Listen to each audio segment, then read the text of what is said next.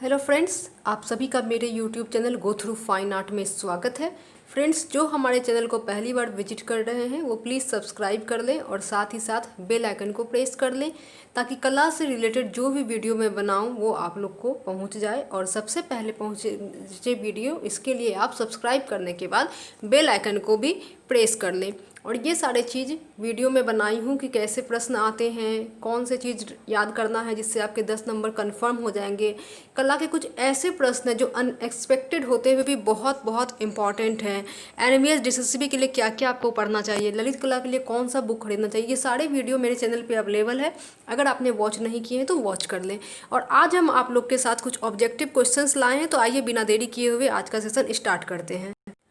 आज मैं आप लोग के साथ देवी प्रसाद राय चौधरी के बारे में बात करूंगी, साथ ही साथ सदाशिव गंगाधर श्रीखंडे आर्टिस्ट के बारे में कुछ इम्पॉर्टेंट बात करूंगी और साथ ही साथ कुछ ऑब्जेक्टिव क्वेश्चंस के बारे में बात करूंगी। तो आज मैं रिक्वेस्ट कर रही हूँ कि आप लोग सबसे पहले कलम कॉपी लेके बैठें, क्योंकि बीच बीच में कुछ क्वेश्चंस मैं बोलते जाऊंगी, उसे नोट डाउन कीजिएगा। तो सबसे पहले हम देवी प्रसाद राय चौधरी के बारे में बताएंगे। तो देवी प्रसाद राय चौधरी जो है सन 1953 में ललित कला एकेडमी के अध्यक्ष बने थे। और देवी प्रसाद राय चौधरी का जन्म कहाँ हुआ, उनके इम्पोर्टेंट काम और कौन कौन से उपाधि मिली, ये सब हमारे एक वीडियो पे मेंशन है, आप प्लेलिस्ट में जाके चेक कर सकते हैं। देवी प्रसाद राय चौधरी के ऊपर मैं एक वीडियो बना चुकी हूँ, तो उसे ज़रूर देखें।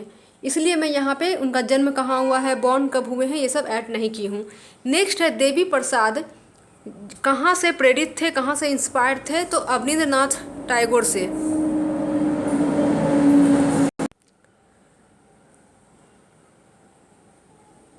तो friends, please go through fine art को सब्सक्राइब करें और सब्सक्राइब करें।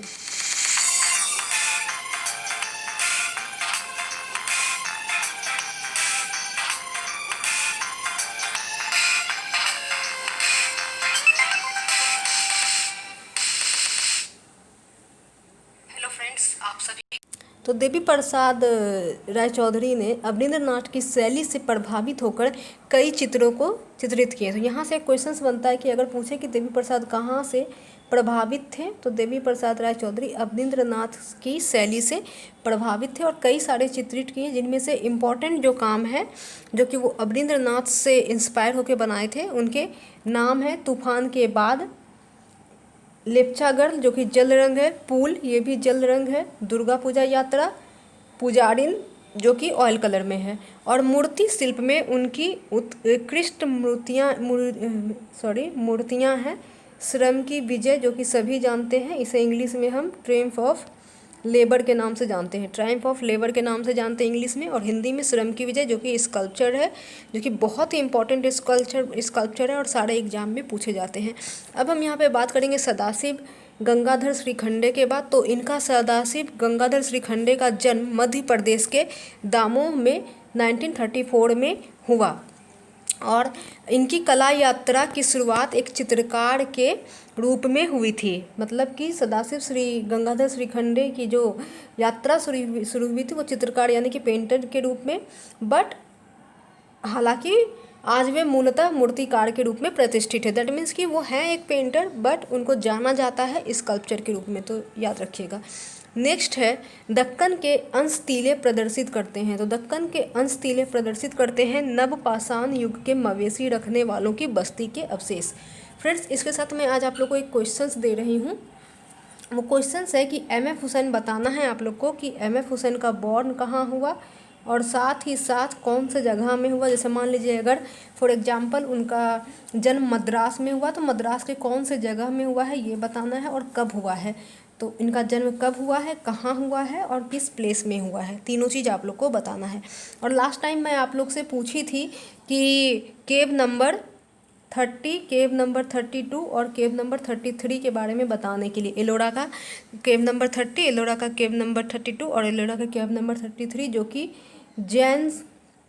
जैन केव है, इसका नाम बताने के लिए कौन सा केव कौन से नाम से जाना जाता है। तो 30 नंबर केव आपका छोटा कैलाश के नाम से जाना जाता है, याद रखिएगा। 30 नंबर छोटा कैलाश, 32 नंबर को हम लोग इंद्र सभा बोलते हैं और 33 को हम लोग जगन्नाथ सभा के नाम से जानते हैं। तो फिर से सुन लीजिए, नंबर हो गया छोटा कैलाश, 32 हो गया इंद्र सभा और 33 हो गया आप लोग का जगन्नाथ सभा। और ये तीनों ही जैन केव हैं, बहुत ही इंपॉर्टेंट है, हमेशा ही केवीएस एनवीएस एनटीपीसी नेट में पूछे जाते हैं। एक बार क्वेश्चंस फिर से रिपीट कर रही हूँ। एम.एफ. हुसैन का जन्म कहाँ हुआ है और कौन से जगह में हुआ है, कौन से प्लेस में हुआ है, सारा कुछ बताना है। नेक्स्ट क्वेश्चन है, निम्नलिखित स्थलों में से किस एक स्थल की खुदाई प्रस्तर युग में हड़प्पा संस्कृति एक निरंतर वास और सांस्कृतिक विकास का प्रमाण देती है? तो इसका राइट आंसर आप लोग का हो जाएगा मेहरगढ़, मेहरगढ़। उसके बाद मैं आप लोग को एक क्वेश्चंस बताऊंगी जो कि आपका हमेशा ही केवीएस एनवीएस में पूछा जाता है। वो क्वेश्चंस ये है कि रविंद्रनाथ टैगोर को किस किस नाम से जाना जाता है? तो रविंद्रनाथ टैगोर जो हैं आपके कवि थे, नाटककार थे, निबंध लिखते थे, उपन्यासकार थे, अभिनेता थे, संगीतज्ञ थे, आर्टिस्ट भी थे।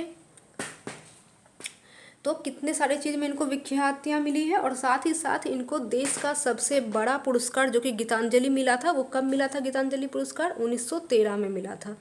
गीतांजलि पुरस्कार 1900 सॉरी नॉट गीतांजलि पुरस्कार, गीतांजलि उन्होंने एक बुक लिखे थे, उनके लिए उनको 1913 में नोबेल पुरस्कार से नवाजा गया था। नोबेल पुरस्कार से किनको?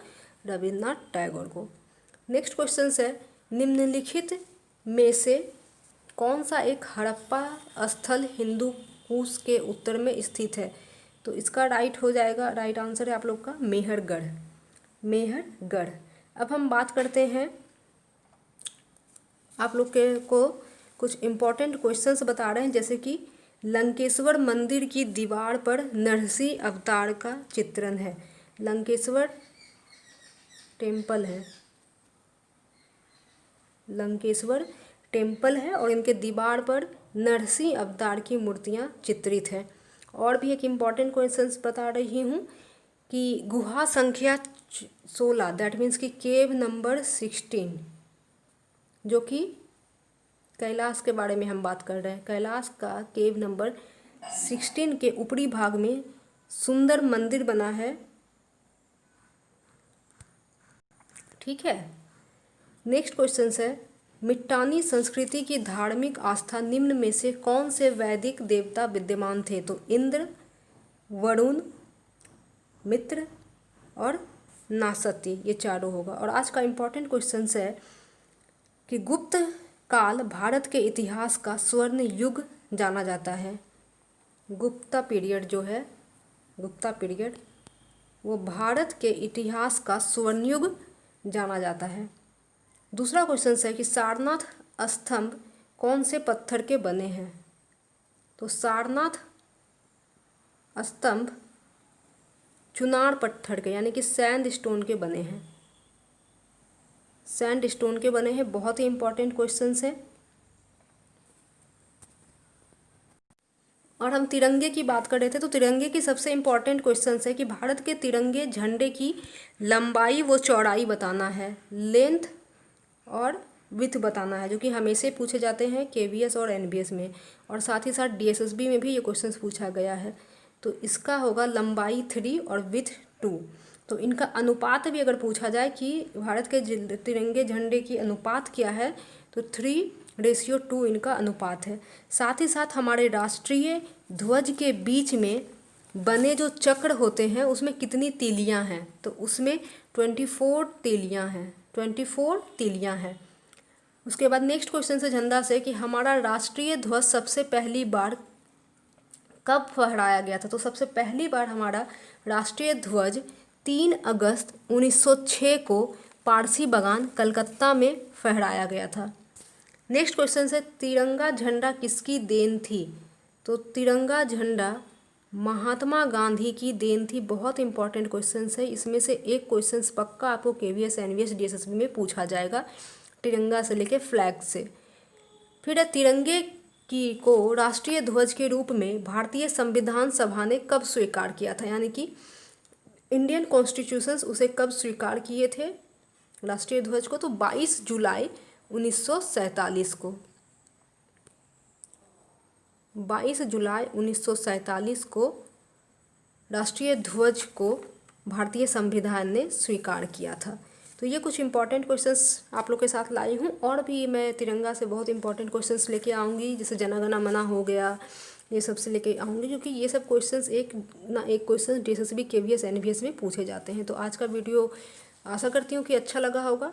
तो अगर अच्छा लगा है तो प्लीज़ वीडियो को लाइक करें, शेयर करें, सब्सक्राइब करें, और जो क्वेश्चंस दी हूँ उससे ज़रूर कमेंट करें कि MF हुसैन का जन्म कहाँ, कब और कौन से प्लेस में हुआ था। मिलते हैं फिर से एक नए वीडियो के साथ। Bye bye, take care, see you soon.